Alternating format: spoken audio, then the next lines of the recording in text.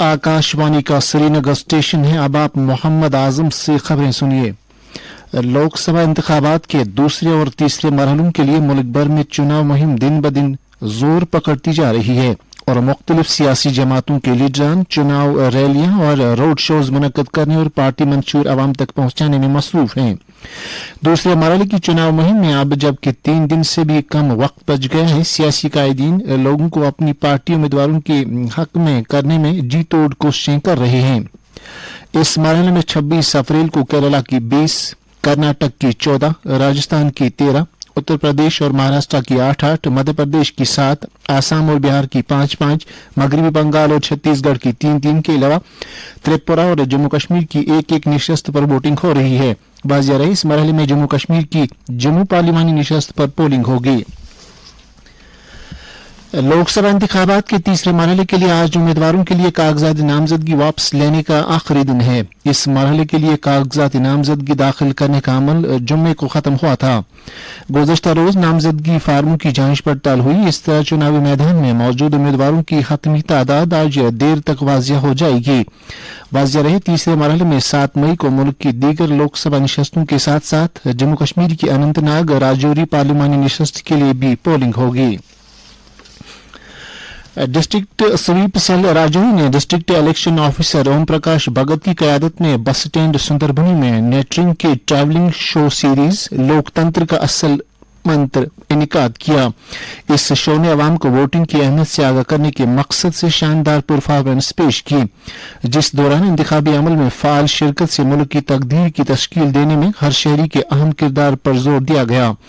इस मौके पर प्रोग्रामों के जरिए लोगों से अपील की गई कि वह हक की राय दही का इस्तेमाल करें और इस तरह भारत की मुतहरिक जमहूरियत में अपना हिस्सा अदा करें।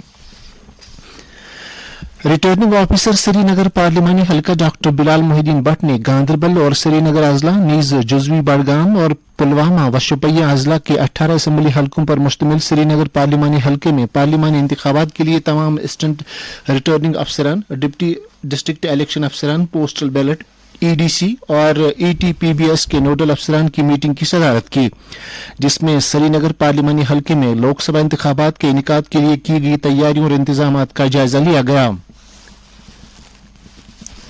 उन्होंने तमाम अफसरान को हिदायत दी कि वो पुरअमन, आजादाना और मुनसिफाना इंतखाबात को यकीनी बनाने के लिए पूरी तनदेही और लगन के साथ काम करें।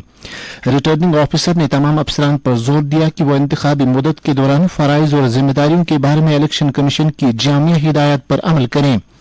मीटिंग में बताया गया कि श्रीनगर पार्लिमानी हल्के में 17,48,091 रजिस्टर्ड राय दहिंदगान अपने हक की राय दही का इस्तेमाल कर सकते हैं।